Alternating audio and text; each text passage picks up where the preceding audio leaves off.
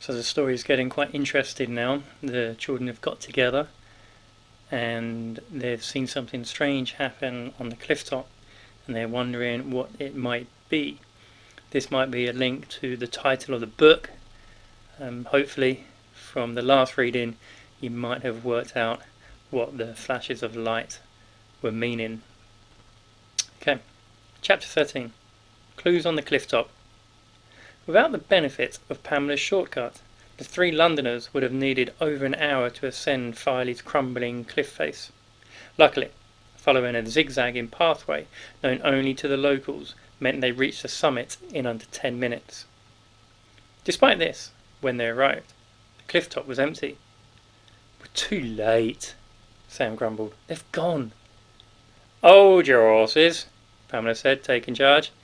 "Me dad were a police officer before he signed up to army. He always said people leave clues everywhere without even knowing." The three southern school friends were still trying to catch their breath after such a long climb as Pamela led them along the cliff top's grassy fringe. The sun was threatening to dip beneath the blunted green peaks of the walls, and what daylight there was now came with a chilled lick. "How do you know where to look?"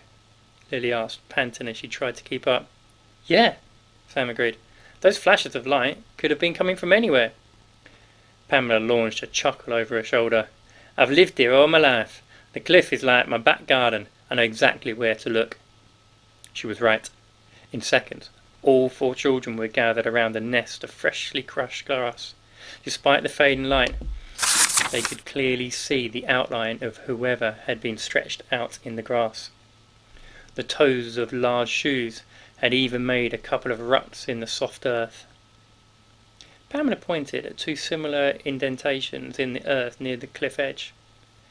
"Elbow marks, I reckon." She crouched down to get a closer look. "Someone was propped right here, probably holding that torch like a camera." Tom peered out across the sea again. He could see nothing. "But why? I don't understand." "I'm more interested in who was up here," Sam said. "That's what we really need to figure out." As the two boys scratched their heads and pondered their questions, Lily spotted something half hidden in the flattened grass. Quickly dropping to her knees, she gently peeled back the broken stalks until something familiar was revealed. She plucked the small black and red box up off the ground. "See?" Pamela cheered. "My dad was right. That's got to be a clue." Lily nodded back as she waved the empty packet of AA cigarettes. "It's more than a clue. I know exactly who these belong to." "How can you be so sure?" Pamela asked. "Lots of people snort those things." "My mum says they're disgusting," Tom said, screwing up his face. "I reckon it must taste like you're chewing chimney soot." "Our neighbour, Mrs. Patterson, says they're good for her," Sam remembered. "She reckons the tobacco smoke cleanses her lungs." "Sounds like it poached her brain," Tom argued. "How can breathing smoke be good for you?" "My mum reckons that in years from now, doctors will tell us that smoking cigarettes makes us ill." "Pah!" Sam snorted. "There's more chance of someone flying to the moon and back." Lily ignored the boys' bickering and passed the AA box to Pamela. "Mrs. Scales smokes the same brand, so she writes her name on the back of the packet. That way she knows which ones are hers." Pamela studied the little box. When she looked across at Lily, she seemed confused. "But there's no name on here?" Lily shook her head confidently. "That's because these don't belong to her. They belong to her lodger." Sam felt his stomach lurch. Even though his feelings about the lodger had recently taken a turn towards suspicion, he didn't feel that this was sound enough proof that Albert had been here. "How can you be sure?" asked Tom quizzically. "I bet loads of people in town smoke these." Pamela nodded. "Aye, and any one of them could have been up here." "Sam, you believe me, don't you?" Lily pleaded. Sam frowned. "I don't know, Leels. I don't like him either, but we can't be sure that he was up here." "It was him," Lily insisted, turning from each unconvinced face to the next. "I just know." Lily gripped Sam's arm tightly as they both walked up the track towards the unwelcoming farmhouse. They'd managed to hitch a ride into Muston on another RAF truck, and even though dusk was threatening to suck the light from the darkening blue sky, Lily hoped that her host would forgive her lateness. Sam's mind was on other things. He thought back to his encounter with the tall, dark-haired man who had threatened him earlier that day. Feigning nonchalance, he asked, "So, this Albert bloke, what makes you think he's so bad?" Lily shrugged. "I don't know. I don't like him, though. I told you before, he gives me the creeps." "Why isn't he in the army, like our dads?" Sam wondered out loud. "Maybe he's a vicar," suggested Lily. "They don't have to go to war, but Mum said they should have been the first to volunteer, considering what Hitler is doing to the poor Jews." "Oh, aye," sneered an unpleasant voice from behind them. "And what would a couple of boneheads like you know about that?" Sam and Lily turned to find themselves face to face with two lumbering teenagers. Lily gripped her cousin's arm even tighter, and Sam felt her begin to tremble. He recognised a voice from the woods. The pair had to be Vincent and Duncan Scales. In the day's fading light, the two boys could easily have passed for trolls. They were certainly big enough. Ugly enough, too. Twisted teeth sat behind thick, cracked lips, and hair cut to the scalp made both boys' ears jut out like trophy handles. The largest of the two brothers glared at Sam through narrowed eyes. "Hey, Dunk, who have we got here?" Vincent prodded Sam's shoulder with a thick, callous finger. The blow made Sam wince. "Looks like another one of them homeless scroungers from London," the smaller of the two brothers said. Duncan was still tall enough to tower over Sam, and his two clenched fists suggested that he was every bit as mean as his older brother. The two boys walked around Sam and Lily in a slow, deliberate circle. Fingers as hard as sticks jabbed and prodded Sam from every angle. He felt trapped. "Leave us alone," Sam ordered. "We've done nothing wrong." Vincent crackled hoarsely. "Did you hear that, Dunk? They've done nothing wrong." Duncan stopped prowling and stepped close to Sam. His unfriendly grin revealed several gaps in the top row of his crooked teeth. The smell of his sweat and stale breath made Sam turn away. "You've come up from fancy London to eat our food and sleep in our homes," the largest boy growled, "and now you're trespassing on our land." "We're not trespassing," Sam argued. "Lily lives here." "We're not talking about this silly mare," Duncan said. He glared briefly at Lily before turning his attention back towards Sam. "I'm talking about you. Didn't you see that sign on the gate?" Sam remembered noticing the hand-painted board which told trespassers to keep out. "Happen they don't teach these evacuees to read." Vincent crackled again. "Happen they're all as stupid as each other." Lily yelped as the smaller brother suddenly wrestled her free from Sam's arm. When instinct launched Sam's arm towards her, Duncan stepped between them both, slamming an elbow into Sam's chest. Sam fell back onto the ground, winded and in pain. Lily objected noisily until one of the Vincent's muddy hands clamped itself across her mouth. "Take her up to house," Duncan told his brother. "Our ma'll sort her out. Leave me to deal with this filthy trespasser." Still nursing his throbbing chest and gasping to catch his breath, Sam was powerless to resist as Duncan dragged him up off the ground. Hands and arms made strong through years of work in the land lifted Sam as though he were nothing more than a scarecrow. "We don't want slacks of you round here," the teenager hissed.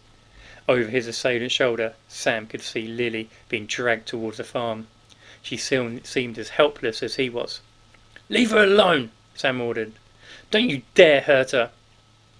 There was a pitch to Duncan's laugh that sounded cold and sharp. "It's not her you should be worrying about." Sam felt a chill race down his spine as the Scales boy tightened his grip. Strong fingers held him like a vice. "That sign on the gate is there for a reason," Duncan continued. "Perhaps you'll give it more heed after I've taught you a lesson." Fighting his pain, Sam summoned as much strength as he could muster in a struggle to wriggle free, but Duncan's grip was too powerful. There was nothing that Sam could do, nor was there any way that he could avoid the clubbing right fist that swung through the air towards him. Chapter 14. Detectives in the Darkness. "Blimey, Sam, what happened to your eye?" asked Tom Mahoney. Pamela peered at Sam's wound with concern, sucking a sharp blast of air between her teeth. Sam had answered the knock on the door and was pleased to find the two familiar faces greeting him at the doorstep. He grabbed his jacket from a wobbly wall hook and slipped out of the cottage. "It's nothing," he lied, as he bustled Tom and Pamela back down the garden path. "I fell and hit my face on a tree, that's all." It was already late in the afternoon, and Sam was relieved to have an excuse to get out of the house. Mrs. Ward had spent a large part of the day bombarding him with awkward questions about his bruised eye. It hadn't seemed to matter that she had already grilled him about his injury for over 30 minutes the previous evening. As the trio walked towards Filey Centre, Tom stared at the grazed and swollen flesh around his friend's eye. The bruising was so dark that it had almost turned black. "That's odd," Pamela said. "I heard one of those Scales boys boasting about giving a good hiding to a trespasser he caught up at the farm last night." Sam stayed silent. "Says it was one of us London lads," Tom continued. "Says he gave him a black eye. Couldn't be you though, Sam, eh? 'Cause yours eye's purple." Feeling embarrassed, Sam quickly changed the subject. "I've been thinking about that light we saw from the cliff top." "You mean the cigarette lighter?" Tom asked. "Who said it was a cigarette lighter?" "I did," Pamela told him. "We were talking yesterday. At first, we thought it was odd, but then we realised it was likely just some fella lighting his double ace." Sam's sore eye throbbed as his brow creased. "How many cigarettes do you think he was smoking?" Tom dismissed the question. If his lighter fuel was running out, he'd have to keep trying. That's why it's flashing so much. Pamela's really smart, you know. She's top of her class at school. And her dad was, Yeah, Sam interrupted. "A police officer. I remember." "It makes sense," Pamela insisted. "I mean, what other explanation is there?" Although Sam couldn't think of one there and then, he still wasn't convinced. As far as he could remember, the flashes had been far too frequent to come from someone trying to light a cigarette. Any smoker would have given up long before the flashes had ceased. Besides, there had been something about the pattern of flashes that had seemed far too deliberate. Having spent most of his day behind the closed door of his bedroom, Sam had already had plenty of time to dwell on yesterday's events, and when he hadn't been thinking about ways to get revenge on the Scales brothers, he had been replaying those flashing cliff-top lights in his mind. The more he thought about it, the more he'd found himself arriving at the same unsettling conclusion. "I think there might be something fishy going on," he told his companions. Pamela sniffed the air and then sniggered. That'll be trawlers landing their catches in Scarborough." Sam was too focused to share the joke. "I don't think it's a coincidence that we found an empty packet of cigarettes on the cliff." "Do you really think they belong to Lily's lodger friend?" Tom asked. Pamela shook her head vigorously. "I asked my mum what she knew about him last night," she said confidently. "She reckons he's really friendly, helps out at the church, and all the ladies have a thing for him." Sam replied, "I'm not sure. He scares Lily to death, and when we followed him through the back streets, he wasn't happy." Pamela gasped. "You followed him?" Tom's eyes widened. "Where did he go?" He cornered me in an alley next to a barber shop," Sam told them. "He was really angry that I'd been following him. I thought he was going to give me a real hiding." "I'm not surprised. Did he do that to your eye?" Pamela asked. No. This happened later, when I fell into a tree," Tom reminded him. Ignoring the question, Sam continued. "Anyway, it's possible that he could have been heading for the cliff top." "But why?" Pamela wondered. "There's nowt but grass and seagulls on the cliff. What's the big secret?" "I don't know," Sam admitted, "but I think we should go back there later and find out. If he's there again, we might be able to figure out what he's up to." It wasn't quite nightfall. The sky above the trio's heads was the colour of the rusting iron as the last lick of the day's sunlight swept its orange tongue from east to west. Yet, as Sam peered over the lip of the large rock they were hiding behind, a brightly glowing full moon told him that a curtain of colour of oil would soon reach across the entire sky. Around them, dark shadows loomed from the base of rock clusters, filling the beach's carpet of sand with what resembled an army of deformed ogres. At their backs, the distant growl of restless waves told him that the tide was still in retreat. Pamela had promised that it would be several hours before it reached their vantage point in the shadows of the great brig. It was certainly comforting to know that they wouldn't suddenly be swept out to sea. It also allowed them to be patient. Well, two of them, at least. "This is boring," Tom complained. "And it's cold." "Cold?" Pamela spluttered. "This is nowt. Wait till I bring you down here in winter. Them North Sea gales can soon turn your blood to ice." She gave Sam's ribs a playful nudge. "Me old grandad got frostbite fishing for scallops in these rock pools 3 winters past." "I know how he feels," Tom grumbled, rubbing his hands together in an attempt to keep his fingers warm. "How much longer are we going to wait down here?" Sam didn't have a watch, but the sun's slow slide towards the horizon had probably taken an hour, maybe longer. So far, there had been no flashes from the cliff top. Even Sam was beginning to wonder if they were wasting their time. "Maybe he was just lighting his cigarettes," Pamela wondered. "Me mam says that for some folks, looking out to sea is really relaxing." "Yeah, but your mum also says that eating sprouts will make me grow up big and strong," Tom grumbled. "Yet all they do is give me wretched wind." Pamela waved her hand beneath her nose, grinning. "Aye, and don't we all know it?" "Shut up!" "Shh!" Sam interrupted the duo's bickering. "I think I saw something." All 3 sets of eyes locked onto the cliff top as they held their collective breath. Moments later, they gasped in unison. "I saw it," Tom said, pointing to a spot close to where they had discovered the discarded double-ace packet the previous evening. "Me too," Pamela agreed. "Look, another one." All the 3 children watched as more flashes pierced the gloom like pistol sparks. "He's not lighting cigarettes tonight," Tom observed. Pamela agreed. "Nah, that definitely looks like some kind of signal to me.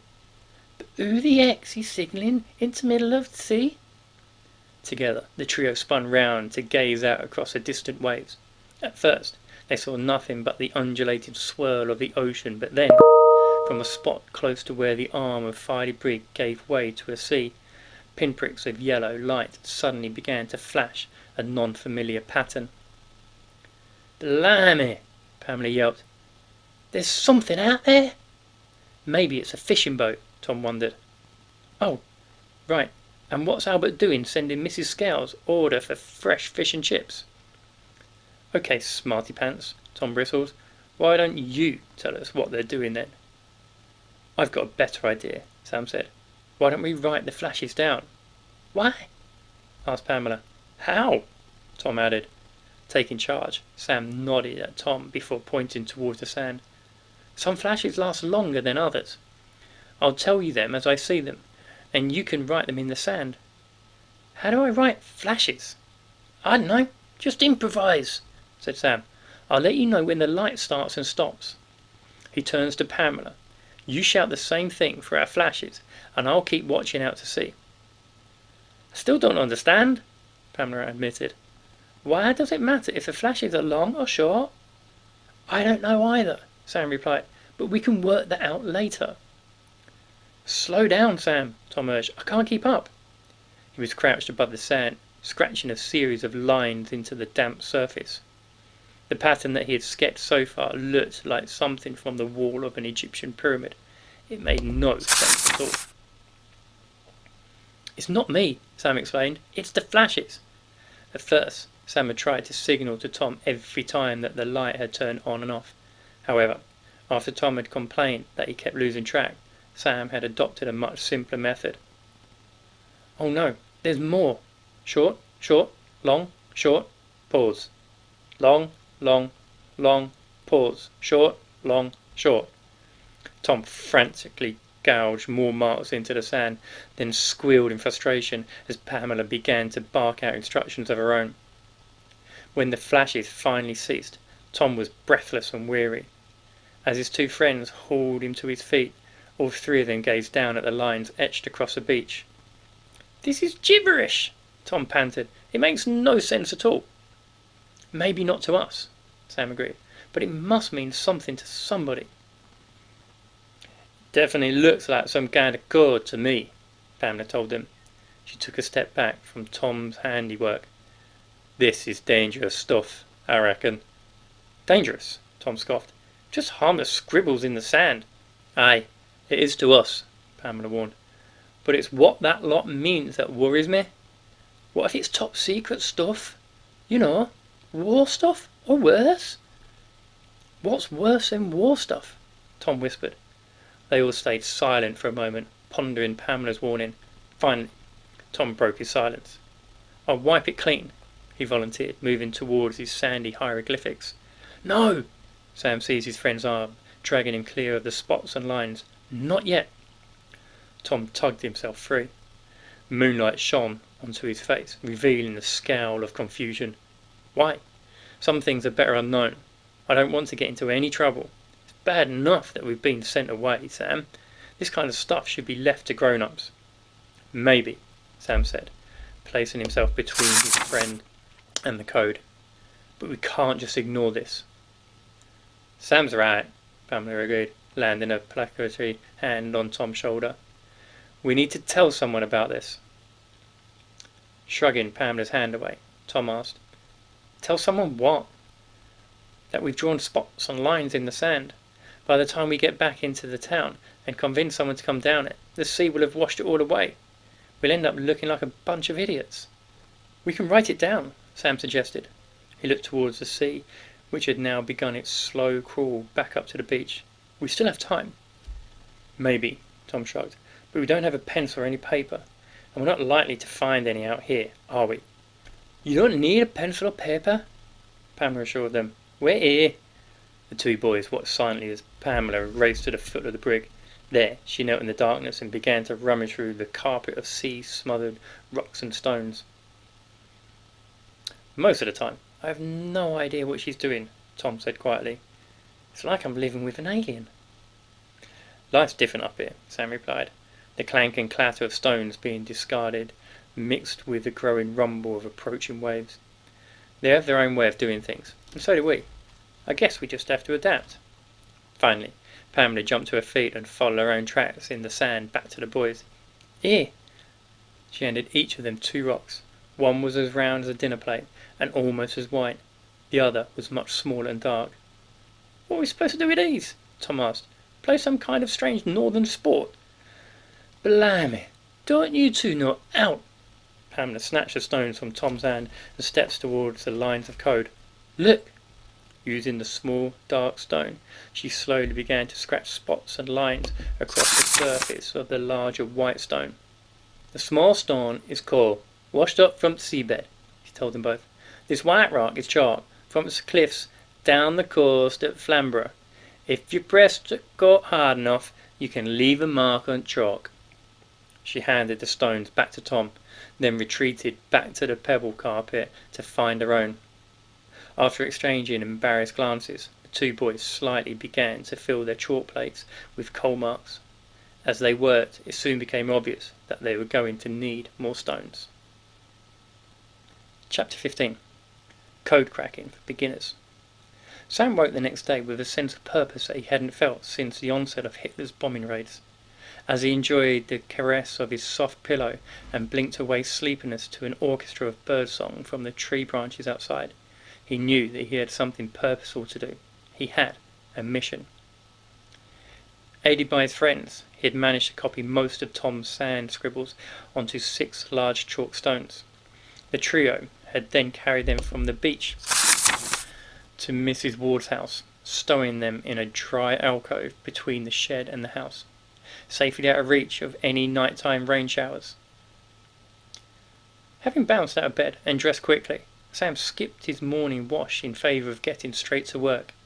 He'd promised Tom and Pamela that he would transfer their coal etchings onto paper as soon as he got up, then meet them outside Farley's town library at lunchtime. Unfortunately, he'd slept later than he had hoped, and the brass carriage clock sitting on Mrs. Ward's mantelpiece told him that it was already well past 10. Urgency quickened his step, propelling them into the kitchen, where shock stopped him in his tracks like a solid wall. "Mrs. Ward, what are you doing?" he shrieked. His host looked up from the table and smiled a warm greeting. "Good morning to you too, Sam." Sam shook his head in disbelief as his eyes gazed down at the contents of the kitchen table. Instead of the usual mix of condiment pots and court placemats, the table was decorated with 6 large white chalk stones. Where did you get those?" he babbled. "You know where I got 'em, Sam," Mrs. Ward cheerfully replied. "I know you've probably meant to surprise me with 'em, but I found 'em next to the shed and couldn't resist getting to work on 'em straight away." You could feel panic beginning to constrict his throat like a murderer's grip. "Getting to work?" Nodding, Mrs. Ward pointed to the bowl of soapy water resting beside her elbow. "They were covered in dirty marks from speech, so I thought I'd scrub 'em clean before I add 'em to my rock garden. They'll make a beautiful feature." Mrs. Ward had clearly been busy. 4 of the stones had been scrubbed so clean that all trace of the black spots and lines had now completely vanished.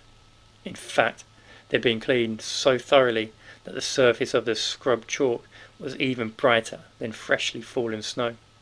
A 5th stone was resting on the table in front of Mrs. Ward. Half its surface had already been rubbed clean, and what marks remained was smudged and barely readable. Only one of the stones remained untouched. Almost numbed by distress, Sam half walked, half staggered towards the table. Mrs. Ward reached out to steady him. "Sam, you alright?" Yeah, he lied, frantically trying to clear his head and come up with a new plan. He didn't feel that he could tell anyone about the flashes of light yet, not even Mrs. Ward, at least not until he'd figured out what they meant. "I just wanted to surprise you with these, that's all," he lied. "I wanted to clean them myself." "Ah, you're such a kind-spirited lad." Mrs. Ward reached up and ruffled his hair with her damp fingers. She then slid the remaining stones towards him. "Here, you can help with this one if you like." Sam snatched a stone off the table and cradled it against his chest, as though it were made of solid gold. Backing out of the kitchen, he smiled and said, I'll just get some fresh water and a cloth from the shed." "Good idea," said Mrs. Ward, as she returned to the task of cleaning her own stone. "You might want to use my Henry's wire brush. These black marks take some shifting. It's almost as if someone put them here deliberately." Mrs. Ward did what? Disbelief transformed Tom's question into a cry. "She cleaned them," she told Sam again as he leaned against the frame of the town's library doorway, "with soap and a cloth." "Why didn't you stop her?" Pamela asked. Both hands were clamped to her cheeks in horror. "I was asleep," Sam explained. "By the time I'd got up and ready, there was only 1 stone left. I had to copy it quickly and scrub it before I could give it back to Mrs. Ward." They were stared down at the scrap of paper in Sam's palm. It didn't look like very much now. All 3 sets of eyes lingered on the now familiar pattern of spots and lines. Eventually, Pamela clapped her hands together and tried to chase away their disappointment. "Well, at least you managed to rescue one of them, and I reckon decoding this should be easier than trying to tackle all 6, eh?" The 2 boys nodded weakly. "It took ages to write them all down," Tom grumbled. "Yeah, and what if the most important bits have been scrubbed clean?" Sam added. "There's nowt we can do about that now, is there?" Pamela pointed out. "And like my old granddad always said, there's no point crying over spilt beer." "Milk," Tom said. "Eh?" "It's spilt milk," Tom insisted. "There's no point crying over spilt milk." Pamela shook her head. "Not in my granddad's house, it ain't. He can't stand milk." All 3 children burst out laughing, glad to finally find something to distract them from their disappointments.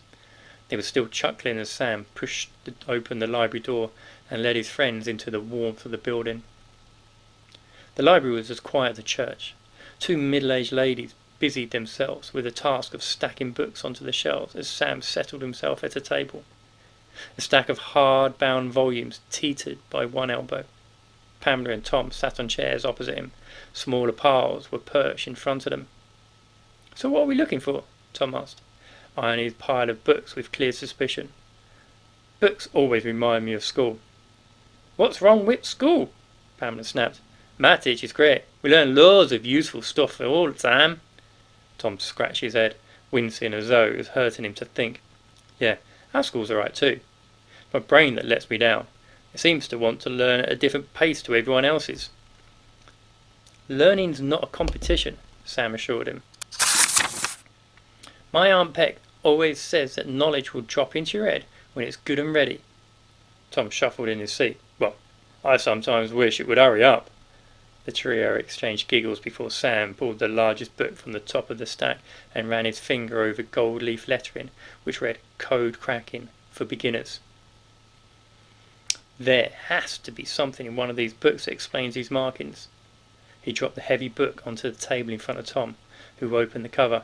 Remember, look for anything related to light or flashes. Soon, all three children were immersed in the pages of their books. Sam's first book was of little help. Most of its chapter headings covered written codes or secret codes hidden in numbers or language. One chapter was entirely devoted to Egyptian hieroglyphics. Nothing covered flashes of light. Beside him, Pamela was running her finger down the contents page of one of the other books. You know, my old dad says that Germans have been using their own secret code for years. He's heard that we've got all teams of boffins working down in some secret location, and all they do all day is try to decode intercepted messages. All day? Sam grumbled. I'm surprised they can stay awake. After reading almost an entire chapter on semaphore, then realising that the flag-waving code couldn't possibly be replicated by flashes of light, Sam was beginning to give up hope. It's not often we see readers as young as you in here, one of the librarians said. She was pushing a trolley loaded with books and eyed Sam's stack with interest. She picked up one of his discarded volumes and read the title. You three are a little young to be joining the Signal Corps, aren't you? Sam gazed up at her, puzzled. The lady grinned. Isn't that why you're studying codes? Fancy having a go at cracking those Jerry messages, do you? Oh no, Sam shook his head. He didn't want to tell her about the cliff-top lights. My friend has sent me a message in code. If I can figure out what it says, she'll let me have her sweet rations. The librarian seemed far more interested in the pages of Sam's books. My husband Jim were a radio operator in the Great War. He used to send messages from trenches to command post. Says there ain't a code invented that he couldn't understand. She leaned close. He'd be no good as a spy, though. He told me all his secrets. Tom glanced up from the pages of his book. Hope swam in his eyes. So, do you know about codes too? The librarian nodded. Mostly Morse code. What's that? Dots and dashes, the lady explained, with gaps between. Each letter of the alphabet has its own unique pattern.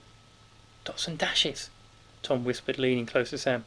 That sounds a lot like our spots and lines. Sam could feel excitement bubbling in his stomach as he glanced down at the markings on the scrap of paper. Tom was right. The librarian continued.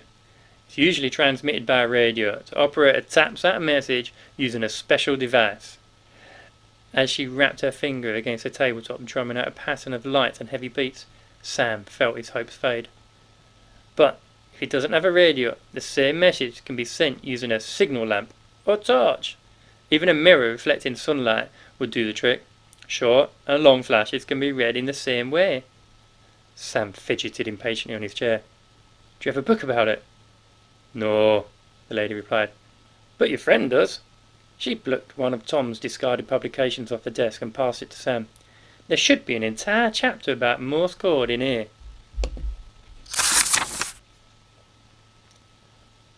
Chapter 16.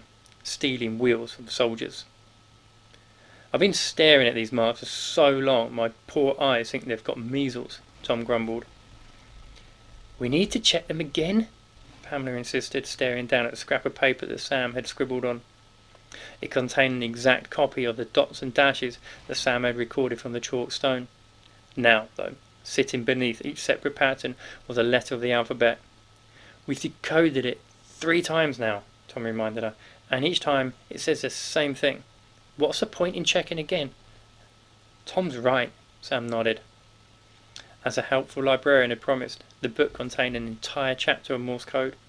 The three children had huddled together, eagerly poring through the pages until they had reached the most important section, a decoding sheet. Armed with that, they had been able to make sense of the White Rock's etchings, but it had been slow work.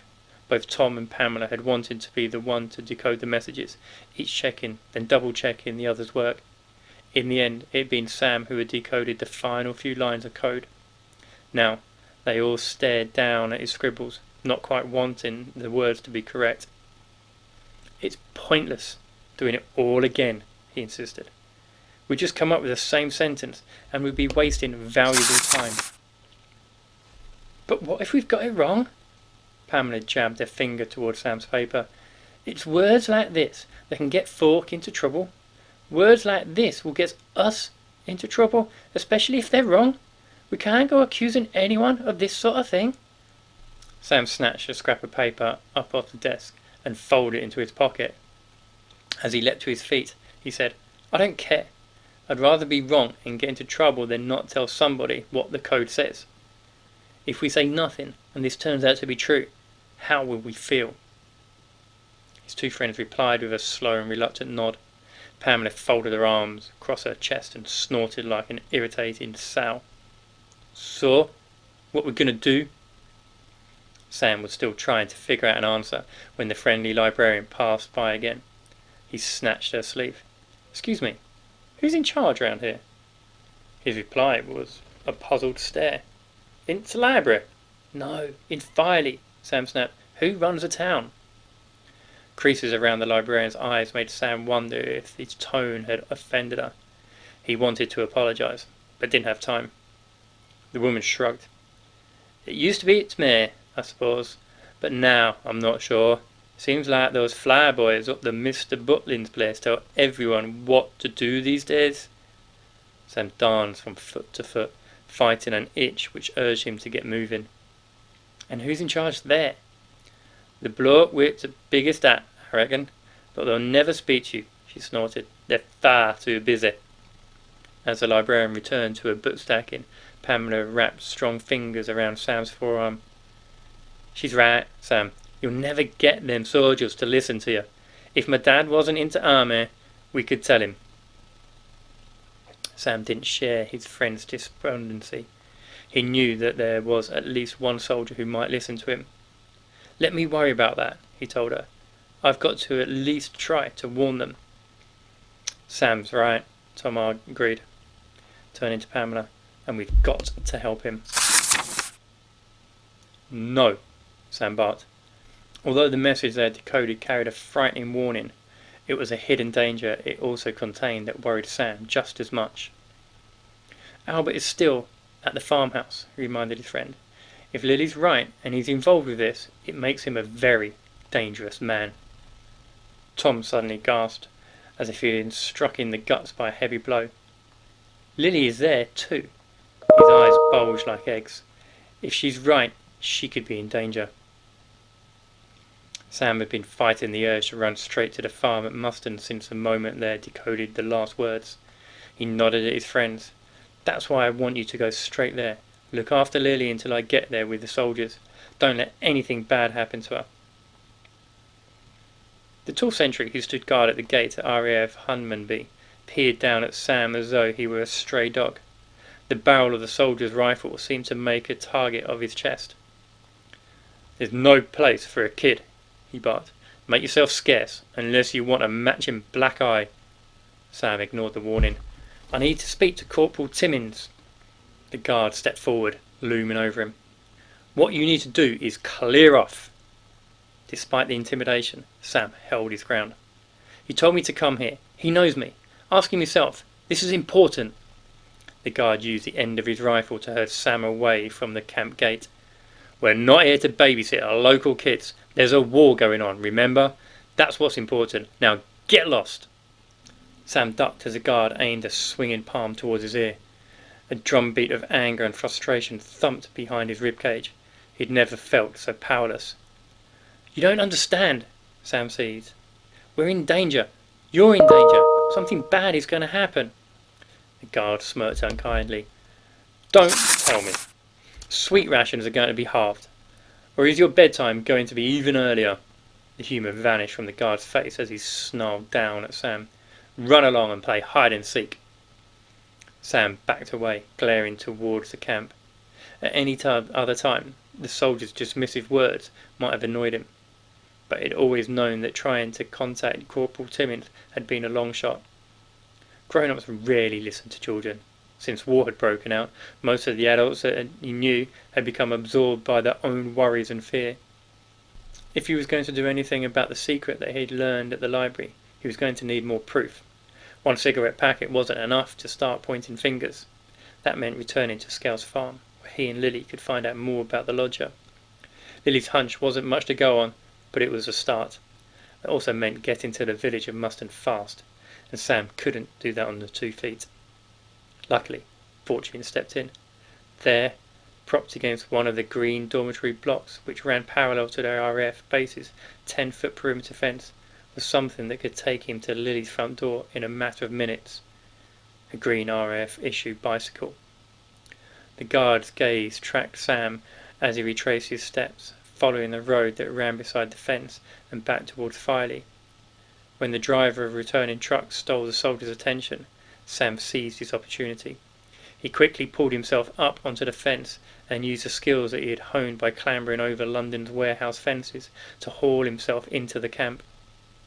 Not caring whether he had been spotted or not, he sprinted across a stretch of grass that looked like it might have been used as a football pitch. Sam reached the first line of green dormitory huts in less than a minute.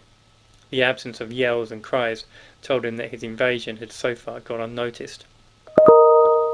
Realising that his good fortune wouldn't last forever, he zigzagged through the gaps between each building until he found himself crouching beside the rubber wheels of the bicycle. The guard was still busy talking to the driver of the vehicle, so Sam climbed up onto the bicycle saddle and began to pedal for all he was worth. By the time both tyres had skidded onto the thin road which led out of the camp, the bicycle was travelling at the speed of a galloping horse. "Hey!" cried a startled pilot as Sam narrowly avoided him. "What are you doing?" 2 more soldiers dived noisily out of the way as Sam pedalled furiously towards the exit. Their yelps brought a worried response from the tall guard. Fortunately, by the time that he had identified the rapidly approaching rider, it was too late. Sam whizzed by him like a record-chasing racer and blew a huge raspberry into the befuddled man's face as he passed. "Tell Corporal Timmins I've borrowed the bike," he cheered. "I'll be at Scales Farm if he wants it back." In the next video, we'll be reading Chapter 17, Propelling Pine Cones.